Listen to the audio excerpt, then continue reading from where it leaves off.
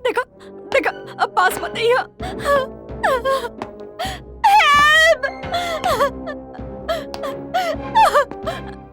Please हमको छोड़ दो, प्लीज।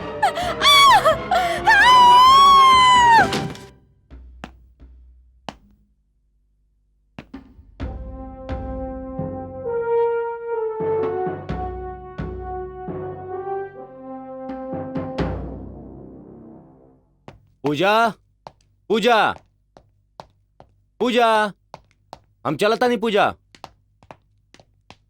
हाँ हाँ, मगर जाए से पहले दही और शक्कर तक खा के जाई।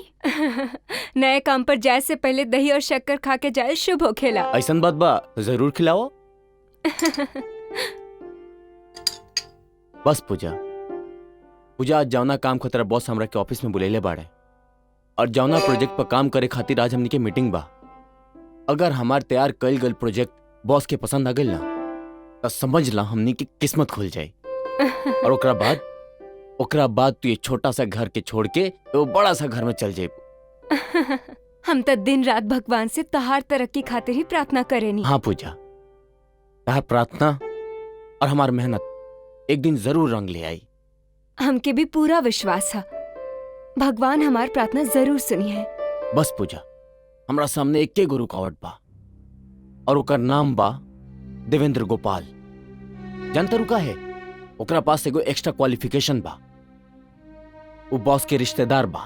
धीरज देखी, सिलेक्शन अगर काबिलियत की बुनियाद पे होखी तो हमके पूरा भरोसा है तहार काबिलियत पे। चला, होम डिपार्टमेंट से सर्टिफिकेट तो मिलल, धन्य हो गई नहीं हम। अब चली। हाँ, wish you all the best.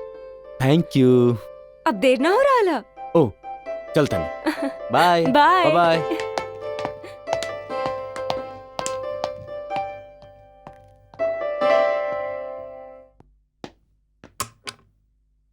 May I come in, sir? Come in.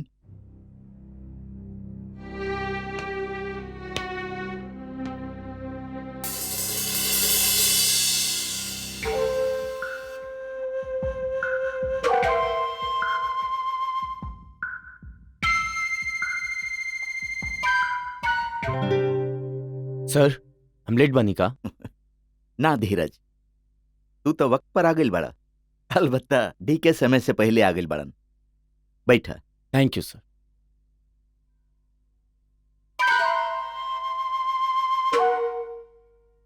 देखा तू धीरज कुमार बड़ा या तो देवेंद्र कुमार, दोनों के नाम के अक्षर के शुरुआत डी से होखेला and D stand for dynamic. खैर, तोहनी दोनों जानत बाड़ा कि जौन प्रोजेक्ट पर काम करे खातिर हम तोहनी दोनों के यहाँ बुलैले बानी, अगर ओकरा में हमनी कामयाब हो गई नी तो हमनी के कंसर्न नेशनल से मल्टीनेशनल हो जाई और शायद आगे चल के ये भी हो सकेला कि अमेरिका के एगो फाइनेंस कंपनी हमनी के ज्वाइन कर लेवे। अब देखे के ई बा कि ई कमाल तोहनी दोनों में से के हासिल करके दिखाई, जेकरा वजह से कंपनी के फायदा होखी उहे ही कंपनी के मैनेजिंग डायरेक्टर के कुर्सी पर बैठी। ओके, इला ई दोनों फाइल में सारा इंफॉर्मेशन और इंस्ट्रक्शन मौजूद बा, एकरा ध्यान से पढ़ लिहा। धीरज, कंप्यूटर सेक्शन में काम करे खातिर तोहरा सारा सुविधा उपलब्ध करा देल गइल बा। अगर और कोनो चीज के जरूरत पड़े तो हमरा बता दिया। Thank you sir, thank you very much sir. I will try my level best sir. Me too sir. देख अब ई प्रोजेक्ट तोहनी दोनों के इम्तिहान बा। एगो प्रमोशन, एगो बंगला, एगो कार। देखे कि ई बा कि ई चीज दोनों में से केकर इंतजार कर रहल बा। Best of luck. Thank you sir. Thank you you sir. Can go.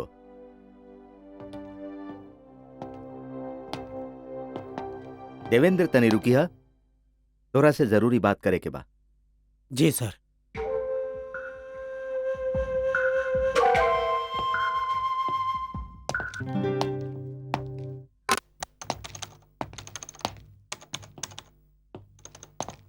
बधाई होखे धीरज बाबू।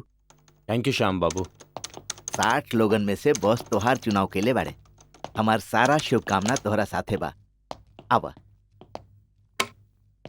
आवा धीरज बाबू।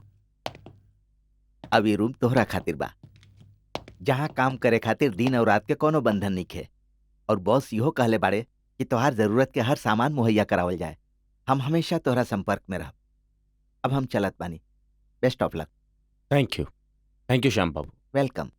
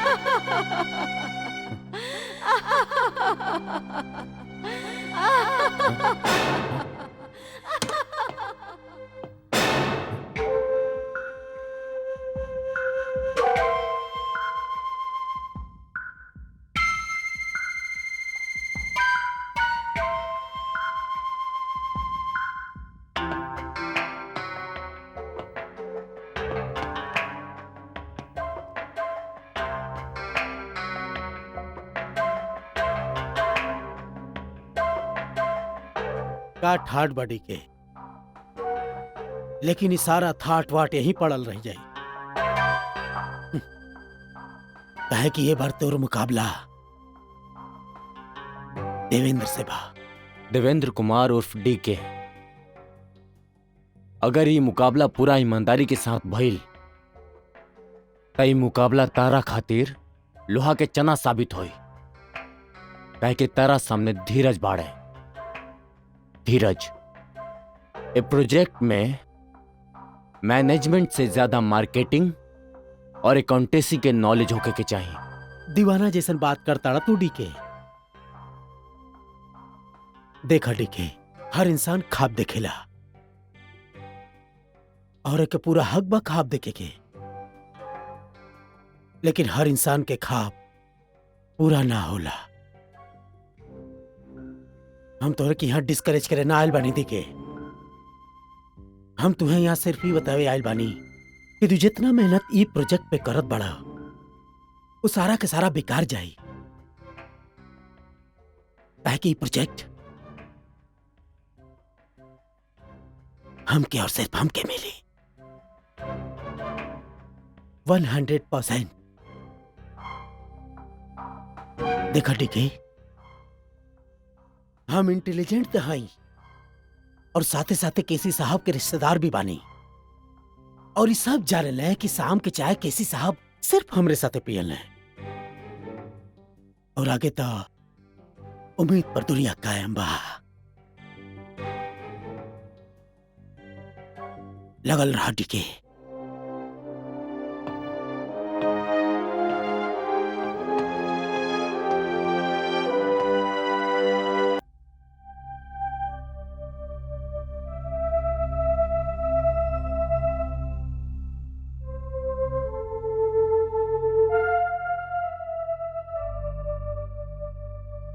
ताका तू हर रोज इतना देर से आई बा? का करी पूजा, अगर जिंदगी के सही मायने में जिंदगी बनावे के बा तो मेहनत तो करही के पड़ी। हार्ड वर्क खातिर दोसर कोनो ऑप्शन नहीं है। हम मेहनत करे में कोनो कसर ना छोड़ब। हाँ धीरज, आज न तो कल तो की मेहनत के फल जरूर मिली। पूजा, हमरा पूरा कॉन्फिडेंस बा अपना मेहनत और अपना आप पर। कबो कबो ये देवेंद्र के खतरा चोर की तरह हमरा दिल में घुस जाला।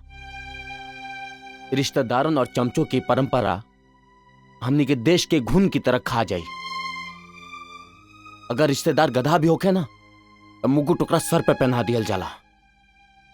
लेकिन मेहरा साहब तो ऐसा नहीं खे। अगर उनकर मन में रिश्तेदारी के ख्याल होखत तो फिर ये इम्तिहान की क्या जरूरत होखत।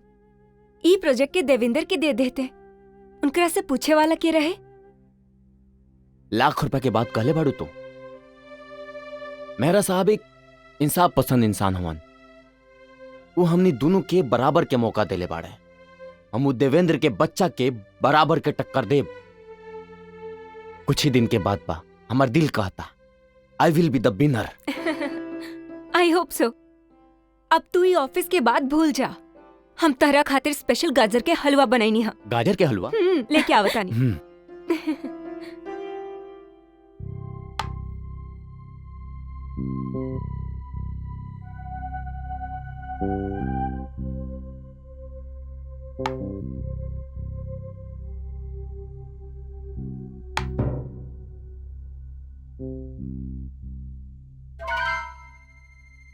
चेक मेहरा साहब, हम जितली और आप हर ली। देवेंद्र, कॉन्फिडेंस अच्छा चीज बा, लेकिन कॉन्फिडेंस और काबिलियत में गहरा तालमेल होके के चाहिए।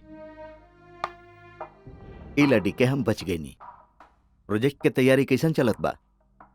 सर, हमरे ओर से ये प्रोजेक्ट खातिर बिल्कुल निश्चिंत रही।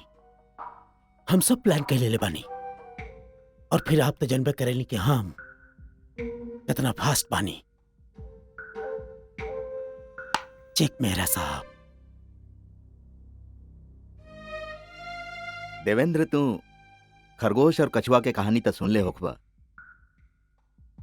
खरगोश के अपना चाल पर नाज रहे कि ओकर रफ्तार बहुत तेज बा, यही से वो सुत गई। और कछुआ अपना चाल से धीरे धीरे चल के मंजिल पर पहुंच के बाजी मार गई। यही से कहल जला slow and steady wins the race. Check.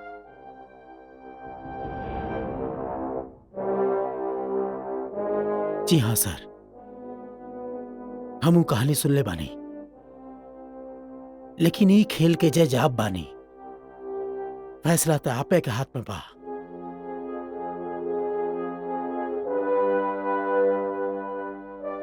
Devendra, ध्यान रहे, हमरा हीरा के तलाश बा। एगो ऐसन हीरा जे बाजार में हमार साख के चमका देवे। जौहरी अपन हर चीज के कसौटी पर परखेला। तू ही गलतफहमी में मत रहिया। ध्यान रहे, जौहरी अपन शोकेस में हीरा के जगह कांच के टुकड़ा के ना सजावेला। Check and mate. जी हाँ, समझता नहीं, हम समझता नहीं। देवेंद्र, तोहर जानकारी खातिर एक बात हम तोहरा बतावल चाहब। धीरज इस समय भी ऑफिस में बैठ के काम कर रहल बा। ओके, गुड नाइट।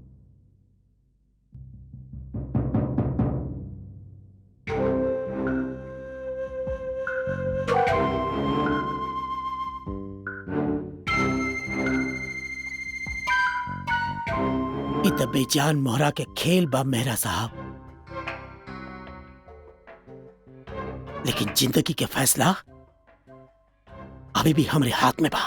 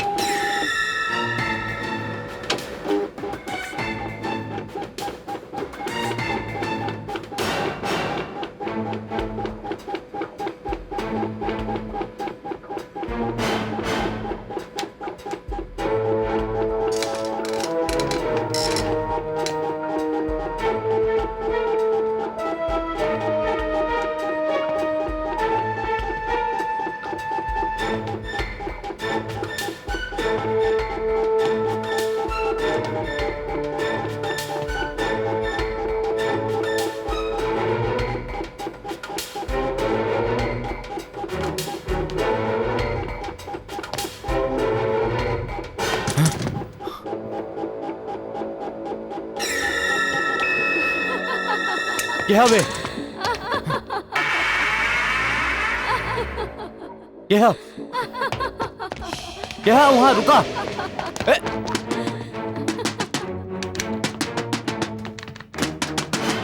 का बात बा साहब? अब केकरा के पुकारतनी? जे लड़की अभी लिफ्ट में गई लिया वो हमारे कमरा से बाहर भागल लिया। लड़की? अरे व्हाइट फ्रॉक पहन ले रहा वो। और का बात करतनी साहब? हम तो यहाँ कोनो लड़की के आज जात ना देखनी है।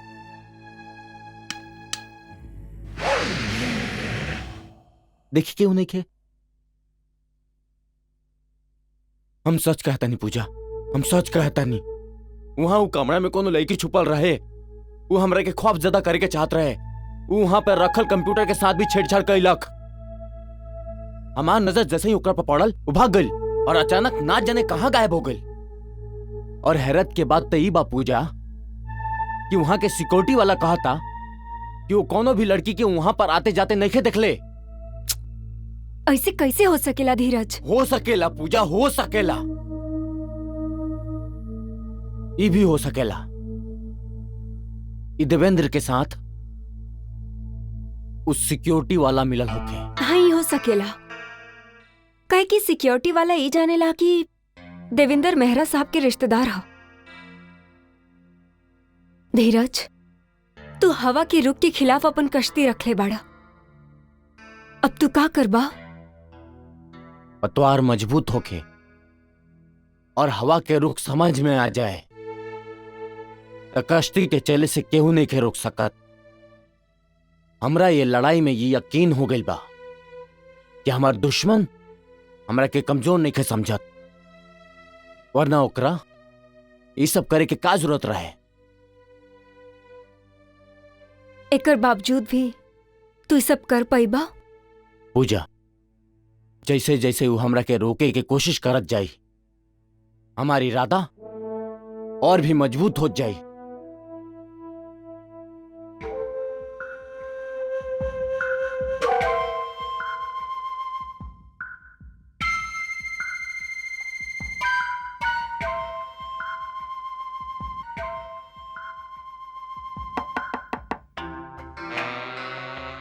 Hello DK. कोमल। आप हमके बुलाइनी डीके साहब? हाँ कोमल,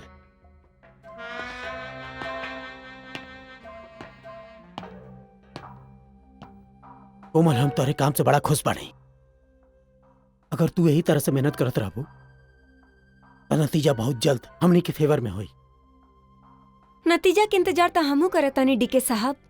बस रउआ से एक रिक्वेस्ट बा कि आप मेहरा साहब से हमार प्रमोशन के सिफारिश कर दे। यो कोनो कहे के बात बा कोमल। समझा कि तुम्हार प्रमोशन हो गई, पर आज तुम्हारे प्रमोशन के खुशी में हम दोनों एक साथ एक अच्छा सा रेस्टोरेंट में जाके खाना खाई जाए। ऑलराइट? थैंक यू वेरी मच डीके साहब। Thank you. सी यू कोमल।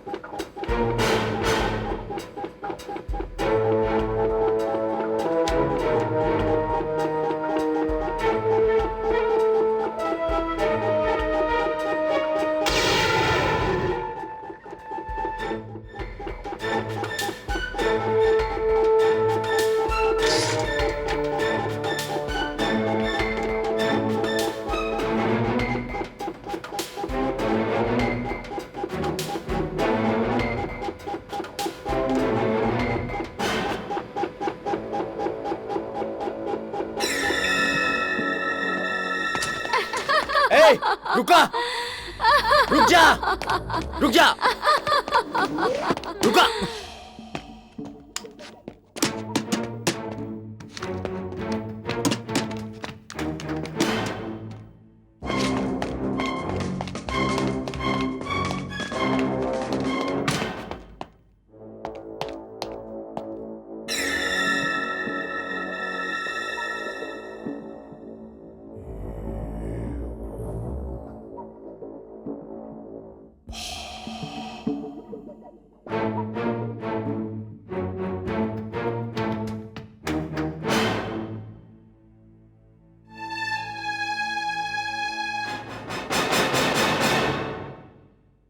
तू साहब, हम आपके दौड़ते हुए आते देखनी हा तो हम भी आ गई हा। कब बस साहब, वो लड़की फिर आई रहा, ओकरे पीछा करत हुए हम यहाँ आ गई हा। साहब, कल भी आप एगो लड़की के जिक्र कले रानी, और आज भी। ये तो हमरा ड्यूटी पे एगो धब्बा बा साहब। ये कैसे हो सकेला? का मतलब है तार? का हम झूठ बोलता नहीं? रउआ झूठ नहीं की बोलत सर। का ऐसा ना हो सकेला कि आप काम करते करते थक गए होखी और वही झपकी में आप ऐसा महसूस कर हो? देखा मान सिंह, तू साइकेट्रिस्ट बनने की कोशिश मत करा, अपन अंदाज अपना पास रखा। आई एम सॉरी सर। देखा, ई केहू के शरारत लागता। अगर तू अपन आंख खुला रखबा तो जे भी शरारत करता वो पकड़ल जाई। ठीक बा साहब, रुआ कहते हैं तो आज से हम ऐसा न करब। ठीक बा।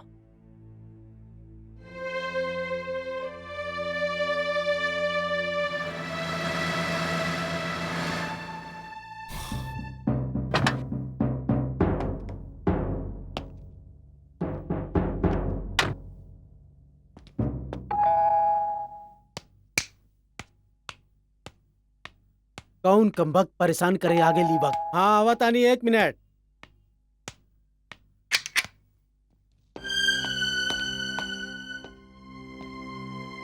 तो शर्म नहीं क्या उतारा के? आ बात बा। बात गल भाण में।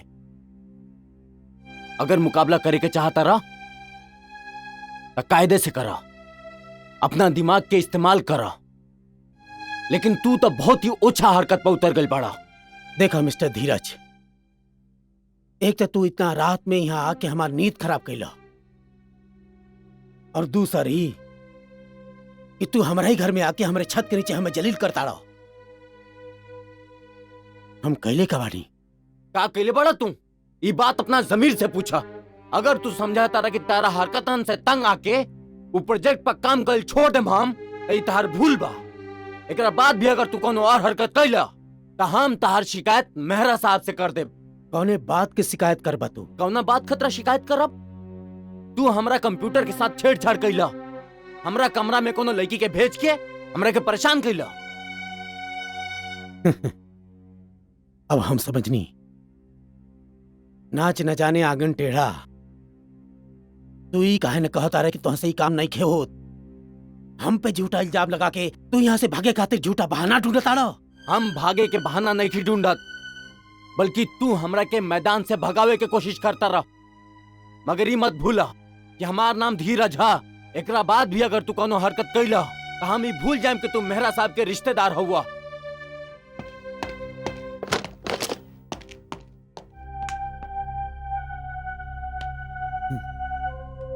रात रात भर जाग के पागल हो गई बा।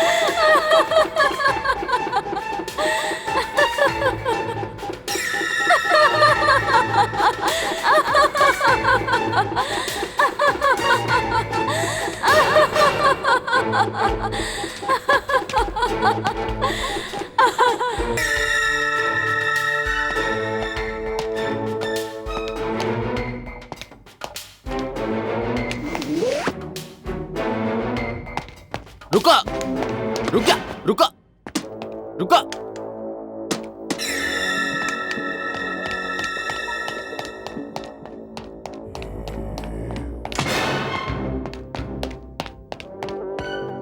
रुक जा, आज तू बच के नहीं खुजा सकत ना।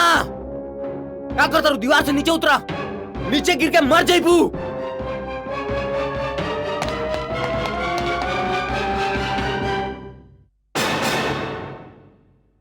तू का कह रहल बड़ा धीरज?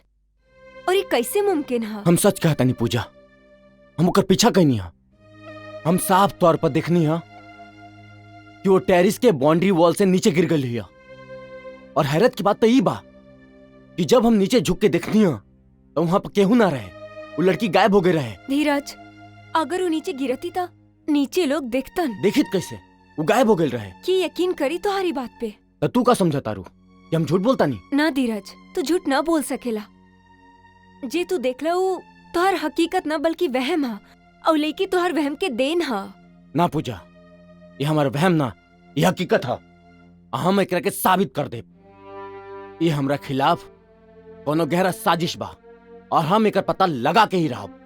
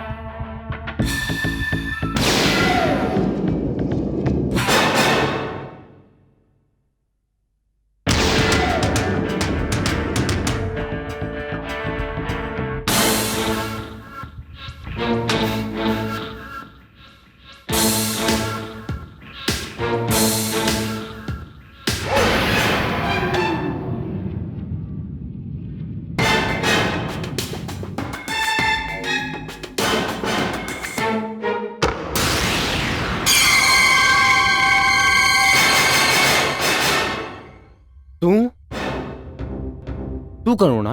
हाँ हम करुणा। ये हकीकत है या हमार वहम? ये हकीकत है धीरज, ये तुहार वहम ना है।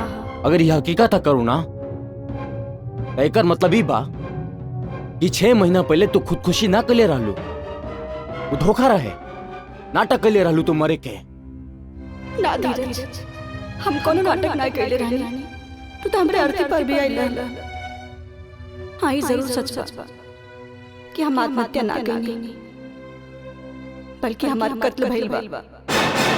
कत्ल? हाँ कत्ल। ये कले रहा तार कत्ल? हमार कातिल यही ऑफिस में मौजूद बा, जे हमरा के यही छत से नीचे गिरेले रहे। क्या हो? का नाम है ओकर? हमार कातिल देवेंद्र है। देवेंद्र? हाँ उहे डीके। मगर वो तार कत्ल काहे कइले रहे? धीरज, तू नहीं खजाना तू कितना गिरल इंसान बा। वो अच्छी तरह से जानत रहे कि हम ओकर सेक्रेटरी हैं, और ए नाते हम मेहरा साहब का सब सीक्रेट जानत रहनी। वो हमरा के कॉन्फिडेंस में लेवे के कोशिश कइलस। वो मेहरा साहब का सब सीक्रेट भी जाने की कोशिश कइलस, लेकिन जब वो अपने मकसद में कामयाब ना भइल, लेकिन वो ये नहीं जानत रहना कि देवेंद्र कितना खतरनाक सांप बा।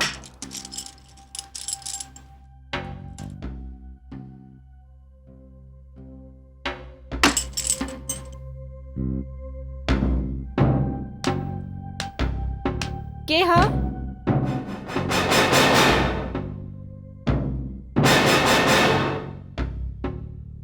डीके तू यहाँ, और ये फाइल?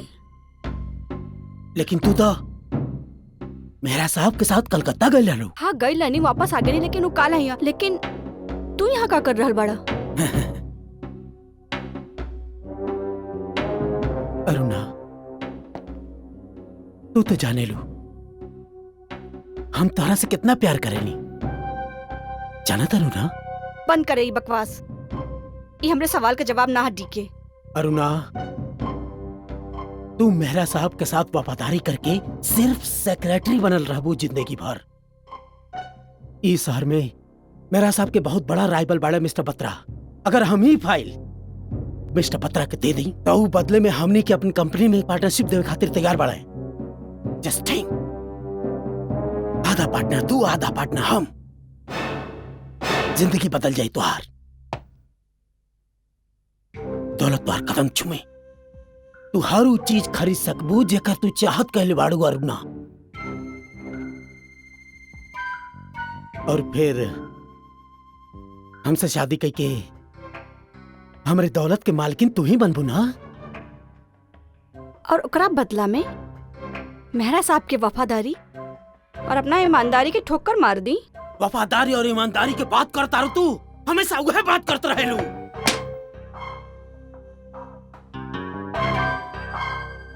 अब हमारे पास ध्यान से सुना,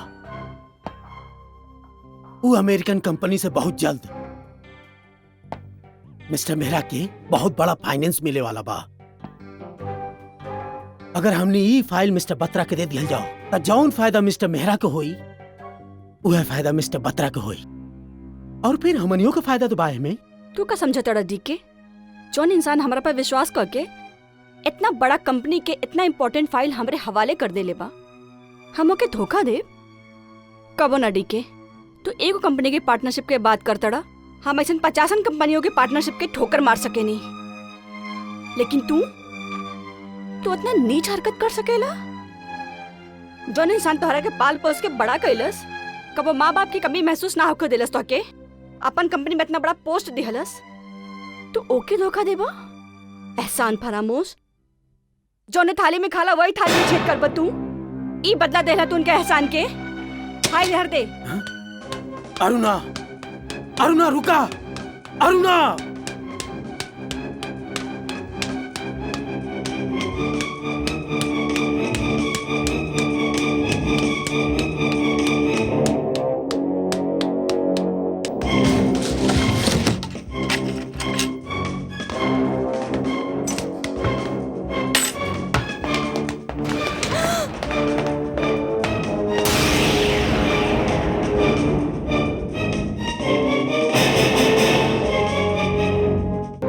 करुणा, जब मेरा अंकल कलकत्ता से आई है तो सबसे पहले हमारी शिकायत करबू हम ही जाना तानी। यही खातिर हम फैसला के लिए बानी कि तू कल के सूरज ना देखबो। ठीक है, हम सोचले रहनी कि हम तोर शिकायत ना करब, तो के एक मौका और दे, लेकिन तू इतना कमीना आदमी बड़ा, तू लायक नहीं का कि हम मेहरा साहब के बता दे तो हर शिकायत जरूर करब, उनके बता दे तू कितना नीच और कमीना इंसान हुआ। लेकिन हम ये फैसला के लिए बानी करना, जे हमार राज जन ले बा ओके जिए के कोनो हक नहीं के। देखा डीके तू होश में नहीं का। सिक्योरिटी देखा गार्ड्स केहू ना बा यहाँ, केहू ना बा, सिर्फ हम और तू। डीके देखा, तू तो जानत बाड़ू कि हम तोहरा से कितना प्यार करेनी, एक खातिर हम तोहरा के एक मौका देता नहीं।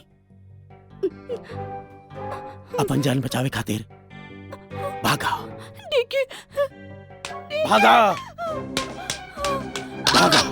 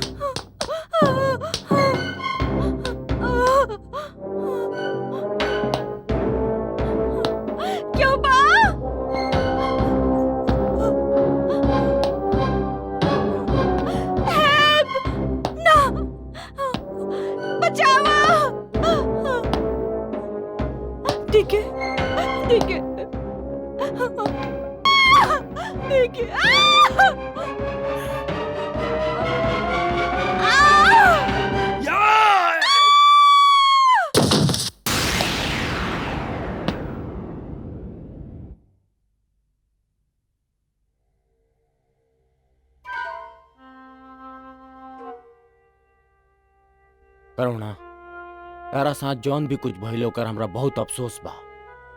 तारा से हम एगो सवाल पूछा तानी, तारा साथे जाति और जुल्म देवेंद्र कइले बा, लेकिन ओकर जातियों के जवाब तो हमरा के देता रू। ना धीरज, हमार मकसद था कि तंग कइल ना रहे, हम तो खाली एगो आत्मा है, यही से कुछ ना कर सकेनी। हम तोहरा के खाली सावधान कर चाहत रहनी। कौना बात के सावधान करके चाहता रू तू हमरा के? धीरज, हम देवेंद्र के रास्ते में रिकॉर्ड बन गए रहनी, यही से हमरा के मार डालस। हमरा के डर बा कि अब तू के रास्ता में रिकॉर्ड बन गइल बा तो कहीं तू को मार ना डाले, और अब तुहरे और मेरा साथ खातिर भी खतरा बन गइल बा। हम चाहते हैं जो सच्चाई हम तोहके बताइनी वो तू दुनिया के सामने ले आ, लोगन के पता लगे कि हम आत्महत्या नहीं कइले, बल्कि देवेंद्र हमार कत्ल कइले बा। मगर ये बात तू साबित कैसे कर सकता रू? अगर तू हमार साथ दे धीरज, तब पापी के ओकर सजा भी मिल जाए और सबके सच्चाई के पता भी चल जाए। और एक बात और धीरज, तू जो रिपोर्ट तैयार करता देवेंद्र का ओहो पर भी नजर बा। वो ऑफिस के एगो लड़की कोमल के अपने साथ में ला ले बा, जौन कंप्यूटर से तोहार सारा रिपोर्ट चुरा सकेले। एकर कोनो ना कोनो उपाय तो करही के पड़ी। करुणा, हम तारा साथे बानी। अगर तू हमारे साथ बड़ा धीरज तो हमरा के इंसाफ मिली और हमरा आत्मा के शांति।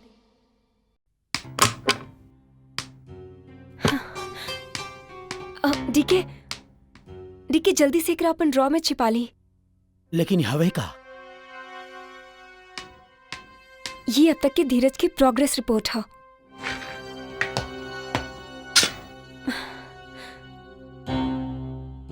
कोमल,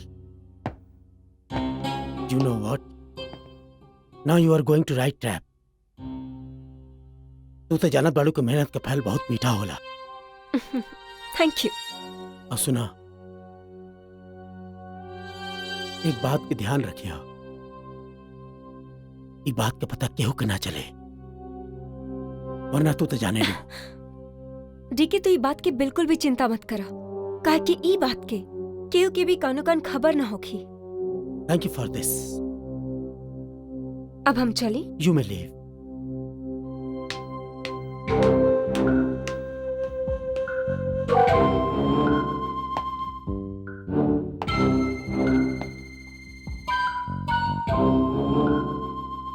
धीरज,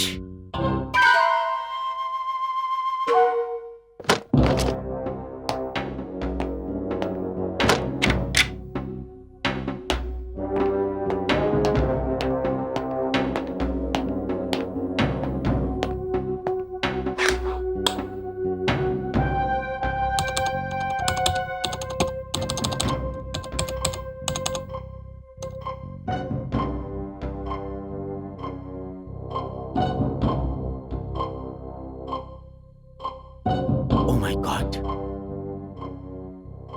धीरज तो बहुत तेजी से आगे बढ़ते रहे, लेकिन अब देखल जाए मेरा साहब, ये कछुआ कछुआ ही रह जाए और ये खरगोश बहुत तेजी से अपने मंजिल तक पहुंच जाए।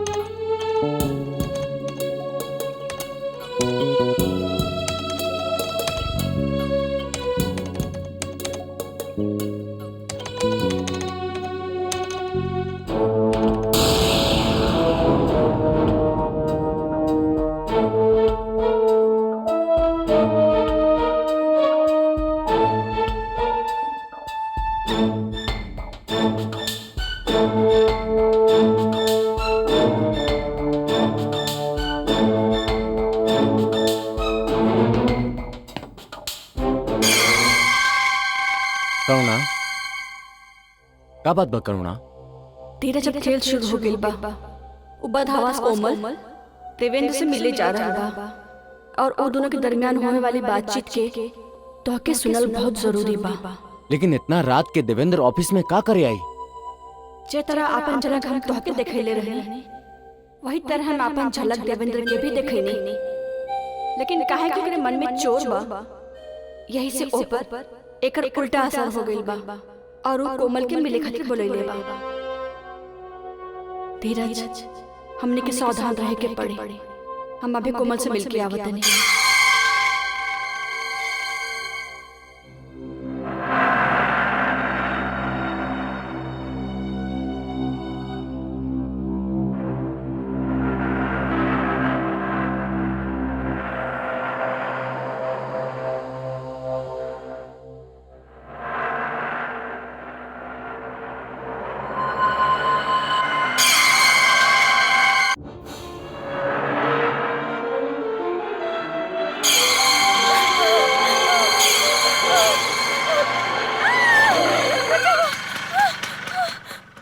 का भइल मैम साहब?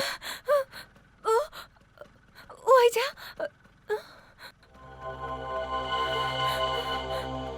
का भइल? अभी अभी अभी वो लड़की आइजा रहले। यहाँ तो कोनो लेके नहीं खे।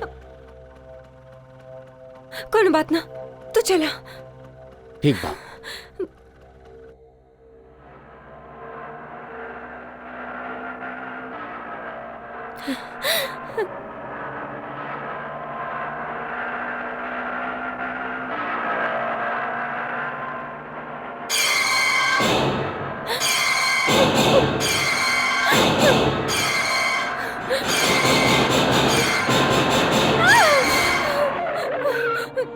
अब का भइल मैम साहब?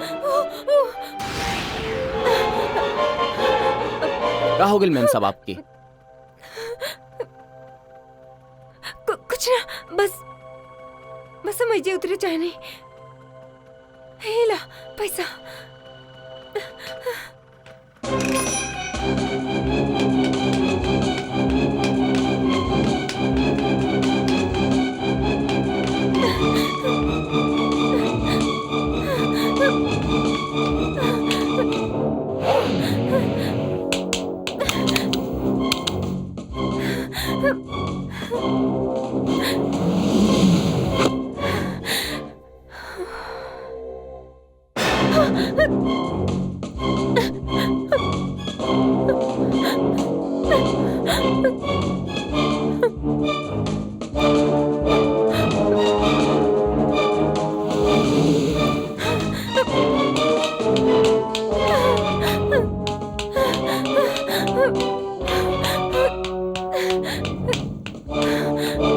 देखिए वो लड़की। कौन लड़की? वो लड़की। ओके ओके, हम ऑटो में देख ले रहे नहीं। वो अचानक हमरे पास आके बैठ गई। ओके बाद वो अचानक गायब हो गई। फिर ओके हम ऑटो की मिरर में देखनी।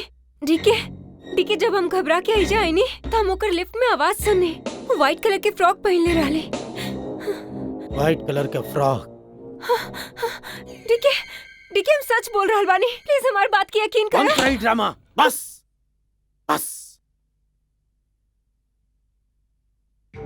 ई कहा इमे धीरज के तैयार कर रिपोर्ट था। एमे ऐसा कुछ ना हो कोमल, कुछ ना हो। देखो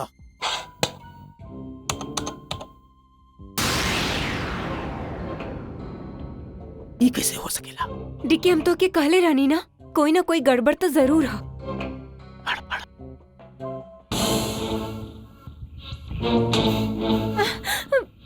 ठीक है, ये का हो रहा? ये भाई यहाँ। अरे सामने कहा नहीं थे।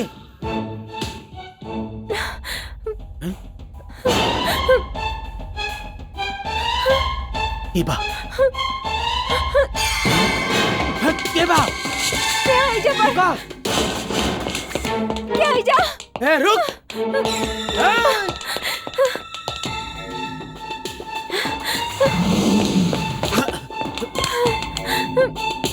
चलो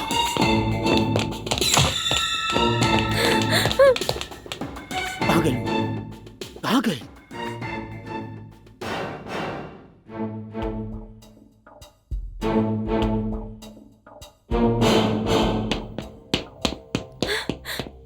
कबिल साहब, व्हाइट फ्रॉक वाली कहाँ गई? व्हाइट फ्रॉक वाली? हाँ, लड़की जो व्हाइट फ्रॉक पहले बा कहाँ गई? लू वो तो आपके पीछे खड़ा भी है साहब। हाँ, एक करना ही होकर बात करता नहीं। जो गई थोड़ा देर पहले कहाँ गई? लू अजीब बात बा साहब, 2 रोज पहले धीरज साहब ही ये कहत रहले। वो भी यहाँ पे कोनो लड़की के व्हाइट फ्रॉक में दिखले रहले। धीरज हो दिखले बा? हाँ। चलो कोमल,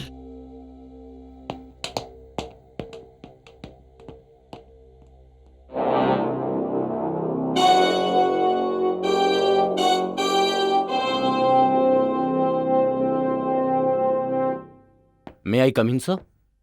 कम इन। आप हमरा के बुलेनी है सर? बैठा। धीरज, हमरा सिक्योरिटी वालन से पता चलल बा कि पहले तोरा साथे कोनो हादसा भइल रहे, जेकरा सिक्योरिटी वालन तोहार दिमाग के वहम समझ के टाले के कोशिश केले रहलन। बाकी काल रात के जौन हादसा देवेंद्र और कोमल के साथे भइल, ओकरा लेके सिक्योरिटी वालन खासा परेशान बड़न। धीरज, हम बहुत सोच विचार के बाद तोहरा ही प्रोजेक्ट के जिम्मेदारी सौंपले रहनी, काहे कि हमरा तोहार मेहनत, ईमानदारी और काबिलियत पर पूरा भरोसा बा। ना तो तू तो जानत बड़ा कि आज से 6 महीना पहले हमार सेक्रेटरी करुणा हमरा साथे का केले रहल। वो बात के हम आज तक भुलाइल नहीं। लेकिन सर, करुणा तो खुदकुशी कैले रहली। हाँ, बाकी खुदकुशी करे से पहले वो हमरा साथे धोखा कैलस, फरेब कैलस, विश्वासघात कैलस। ऊ तो हमरा बर्बाद करे के पूरा कोशिश कैले रहे।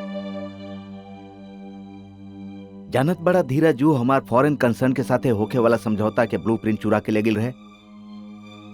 वो काम में जरूर ओकरा साथे केहू रहल होगी, करुणा के धोखा देलस। यही से वो डर के मारे खुदकुशी कर लेलस। मेहरा साहब, आप हमरा पर पूरा विश्वास कर सकता नहीं। इस अच्छा कि हम जिंदगी में कामयाबी हासिल करे के चाहता नहीं, लेकिन एकरा खातिर हम आपके साथ धोखा या फरेब ना करब, आपके पीठ पर पीछा से वार ना करब। एक बात और सर, आपके सेक्रेटरी करुणा निहायत ही नेक और शरीफ औरत रहे। वो आपके वफादार रहे और वो अपना वफादारी की कीमत अपन जान दे के अदा कैलक। ये तू का कहत बड़ा धीरज? तू ही कहल चाहत बड़ा कि करुणा हमरा धोखा नहीं खे देले? एक्सक्यूज मी सर, अभी हम कुछ नहीं कह सकत। हमरा थोड़ा वक्त चाहिए। हम आपके यकीन दिलावता नहीं सर कि हम एगो बहुत बड़ा राज के पर्दाफाश कर देब।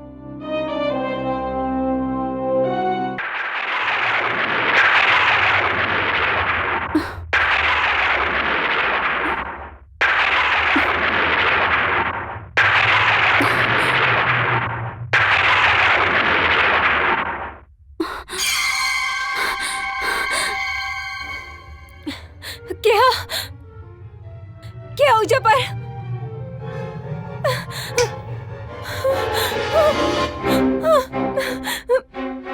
करुणा, करुणा तू? हाँ कोमल, हम करुणा। लेकिन तू तो मर चुकल बाड़ू ना। कोमल, ये हमार शरीर ना, हमार आत्मा है। आत्मा? करुणा? कोमल, हम यहाँ तोहके नुकसान पहुँचाए नहीं आए, बल्कि तोहके सावधान करी आई बानी। काहे कि तोहरा इर्द गिर्द खतरा मंडरा रहल बा। दौलत के लालच तोहके अंधा कर दिहले बा। यही से तू देख नहीं पावत कि जोने इंसान के तू साथ दे तड़ो वही हमार कातिल है। का? हाँ कोमल, और अब तुहार बारी बा।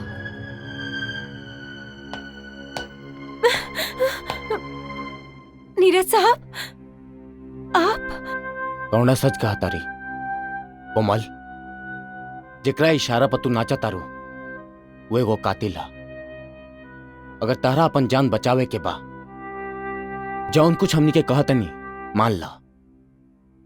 धीरज साहब, कोमल, हमने तुहार दुश्मन ना ही जा, तुहार दोस्त ही जा, तुहार मदद कर चाहता नहीं जा। हमने से डरा मत कोमल। ये फ्लॉपी देख ला, तारा सब कुछ समझ में आ जाए। कोमल, तू हमनी के साथ दा। मैं तारे ही भलाई बा, हमार भलाई बा और मेहरा साहब की भी भलाई बा। हमके का करे के होखे? वो हम तोहरा के बताई।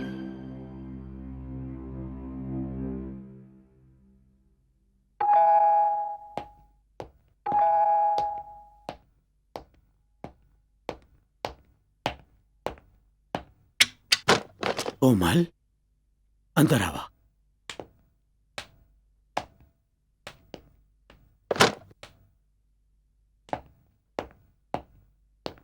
का बात बा?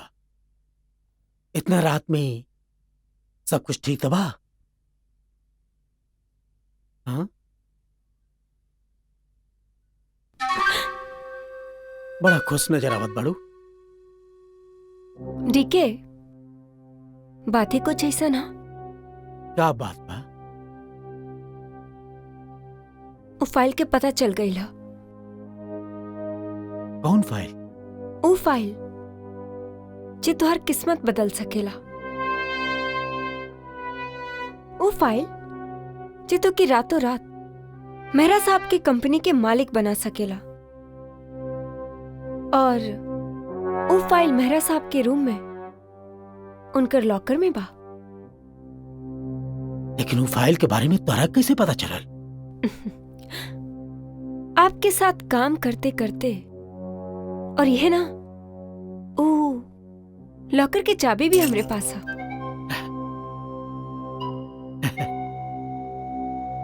कोमल, यू आर अ जीनियस।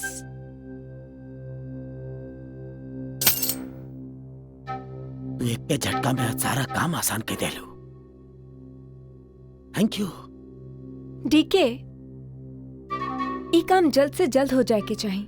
ई काम आजे होई और एकरे बदला में हम तोहरा के एक ऐसन तोहफा दे जेकर तू कल्पना भी ना कैले होबो। मतलब? कोमल,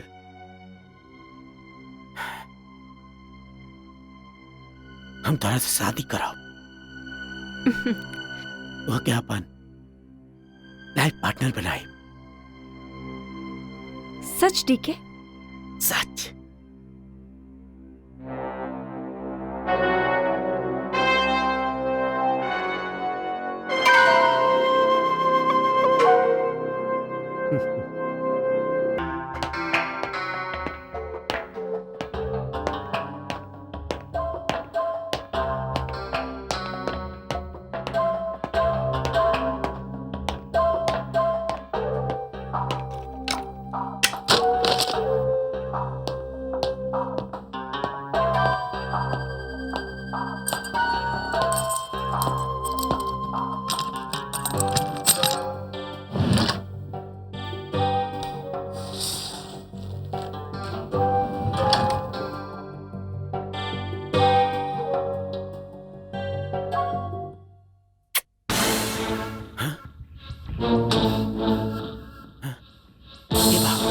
ये भाई यहाँ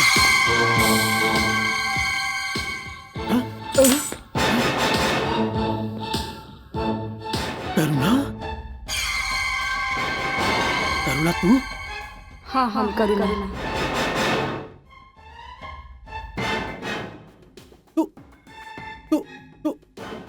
तू तो मर चुकल बाड़ू। तू हमरा के मार डाले रहला ना, लेकिन डीके तू एक बात भुला गया। शरीर मरेला, आत्मा ना। आत्मा? आत्मा? हाँ डीके, अब हम आत्मा है और अब तू हमार कुछ ना बिगाड़ सकेला। तू का समझत रहला डीके? तू जो कुछ भी कइला ओकर खबर के होके ना होके। एकर खबर त लग गेल करुणा। ई जौन कुछ कैलस और जौन कुछ करे वाला रहे ओकर त पता चल गई, लेकिन ई पता ना रहे कि हम तोहरा जैसन ईमानदार और वफादार साथी गंवा देब। ई त आस्तीन के सांप निकलल जेकरा हम दूध पिला पिला के बड़ा कैली। का नहीं कैले हम एकरा खातिर? एकरा पढ़ा लिखा के एकरा काबिल बनेनी, एकरा सब कुछ देनी जेकर ई हकदार ना रहे, और ई हमरा साथे का कैलस। ई हमार जान के दुश्मन हो गई और हम समझ ना पैनी। आप बिल्कुल ठीक कहा तानी सर। वाकई एके हमनी जैसे लोग तो समझ ही न पैनी। अगर एके कोई समझ पाइल हा तो वह करुणा जैसन लड़की या फिर धीरज जैसन ईमानदार इंसान। आप एके कोनो भी कीमत पे मत छोड़ब, काहे कि कमीना इंसान दौलत के खातिर हमके आपके और धीरज के खिलाफ इस्तेमाल कैले। लेकिन सर, काहे कि हम भी एकर साथ देनी, ऐसे कुछ हद तक हम भी तो गुनहगार बानी। ना कोमल, तो धीरज और करुणा के बात मान के अपन पाप के प्रायश्चित कर ले लो।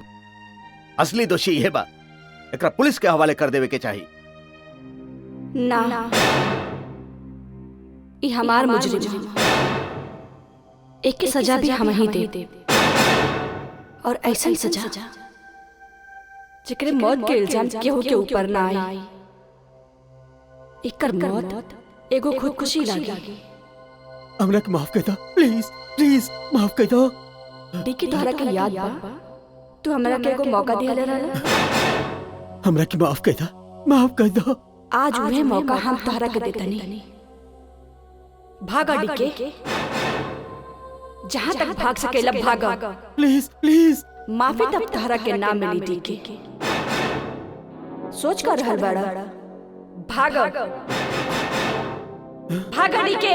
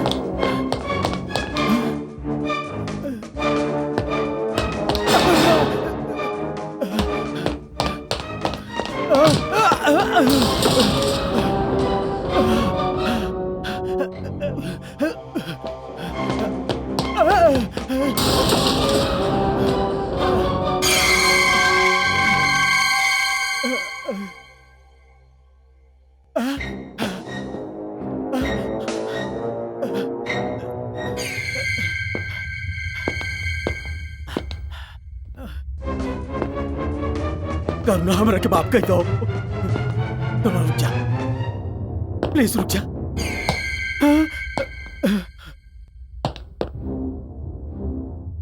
हमरा के माफ कर दो प्लीज। माफी तो तोहरा के नाम मिली देवेंद्र। देखा देवेंद्र, आज तोहर मौत तोहरा के कहाँ लेके आई है। माफ कर दो। ठीक वही जगह जहाँ तू हमार जिंदगी खत्म कैले रहला। आज तोहार बारी बा। माफ कर दो। सांप अगर डसल छोड़ दे तका उ सांप ना रहेला। देवेंद्र, तू एगो सांप हुआ, वो एगो जहरीला सांप। ना